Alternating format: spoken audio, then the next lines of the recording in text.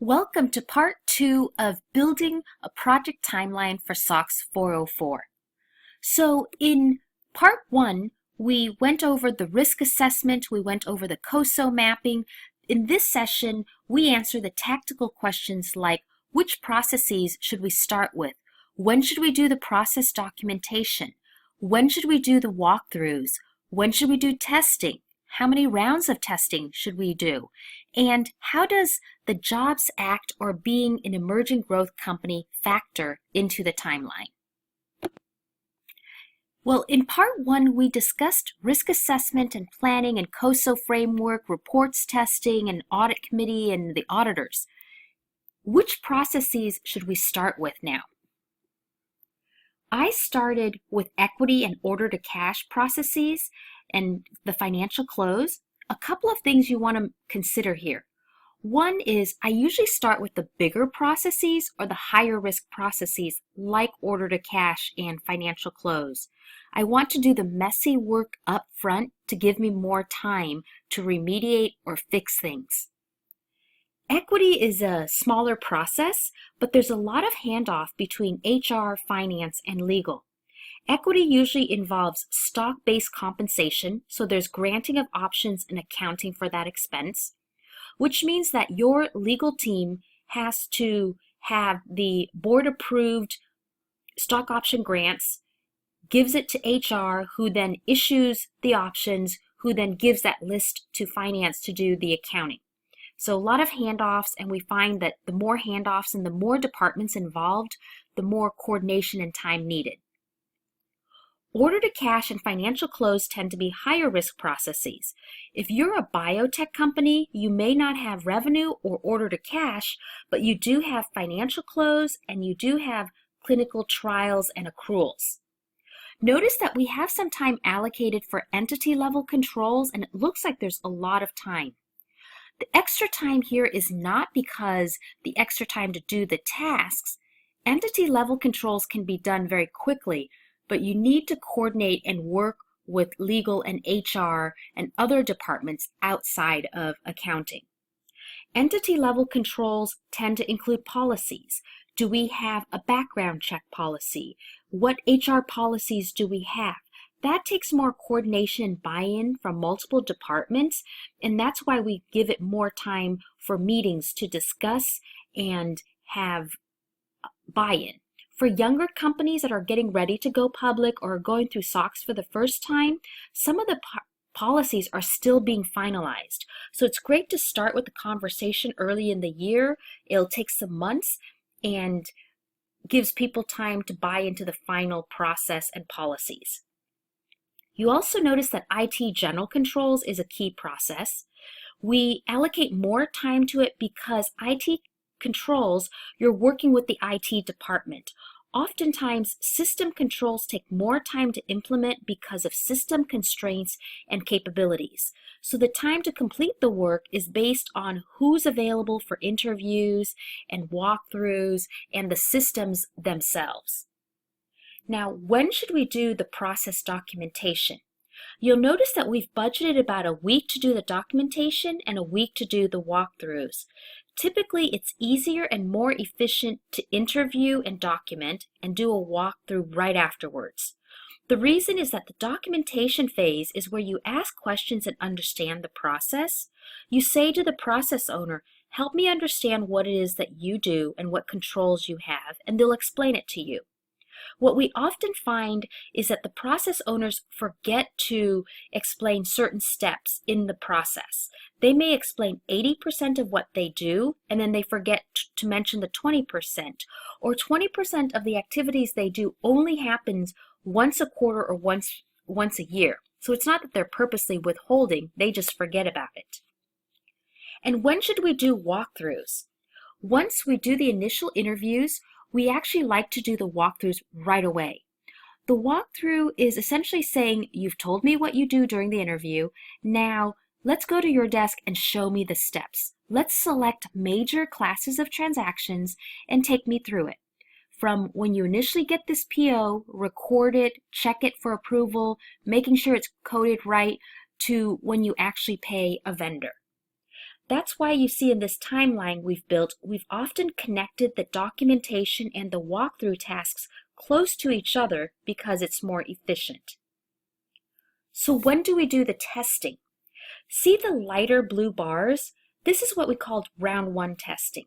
Round 1 testing typically covers the period from January through June of a year, so that's 2 quarters.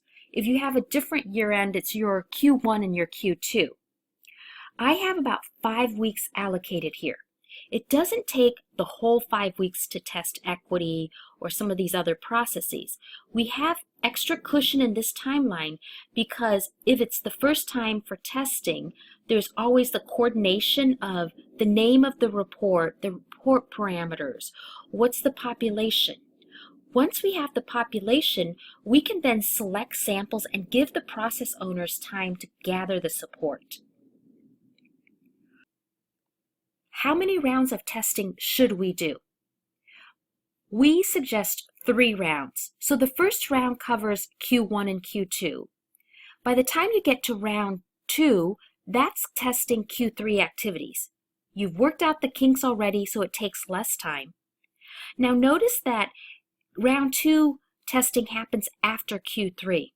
What we do for many of our clients is we block out the first 2 to 3 weeks of the quarter end because we know that everyone is busy closing their books. They have to do the control activities and do it well. It doesn't make sense for us to come and ask them for things when they're really busy. We call them blackout periods where our clients are saying, please don't talk to me, I'm really busy. So the time to do testing in round 2 has shrunk a bit because now we know how to coordinate. We've worked out the kinks with each other. Now let's look at round 3 testing. This happens after the year-end close. The year-end close takes a good 3 to 4 weeks to do, and the last round of testing is mostly for high-risk controls and controls that only happen once a year.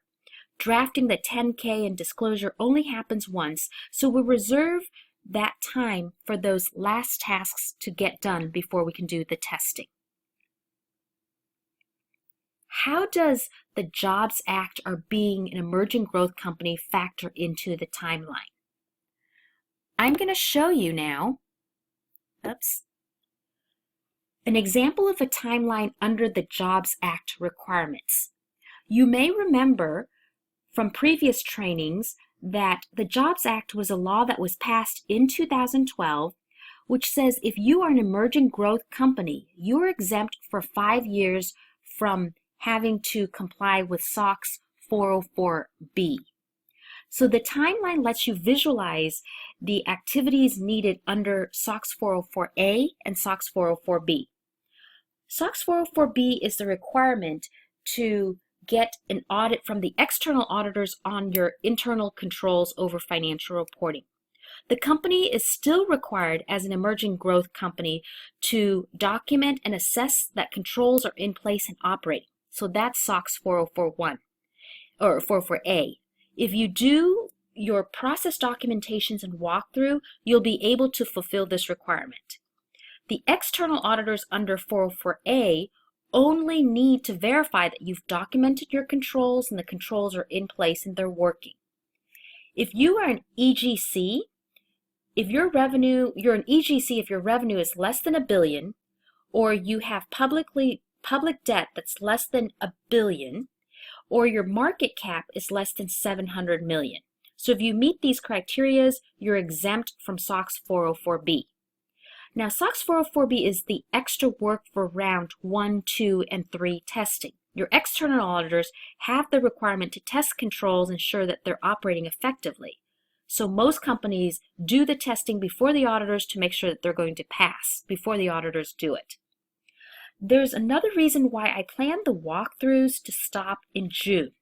June 30 is the measurement date, which is the date that you have to do the calculation to know if the company is an emerging growth company or not.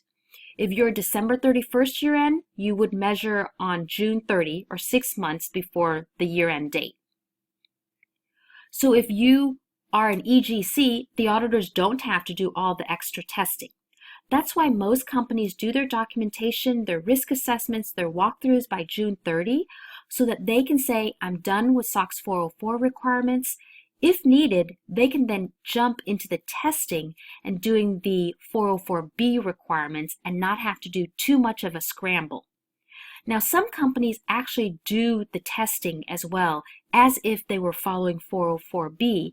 That's because they want to make sure that their key controls and key risk areas have been tested and are covered. So to recap, today we covered building the SOX project timeline and the rationale for which processes we start with, which processes to do documentation, when we do walkthroughs and testing, and how many rounds of testing we do, and how the Jobs Act or being an emerging growth company factors into our timeline.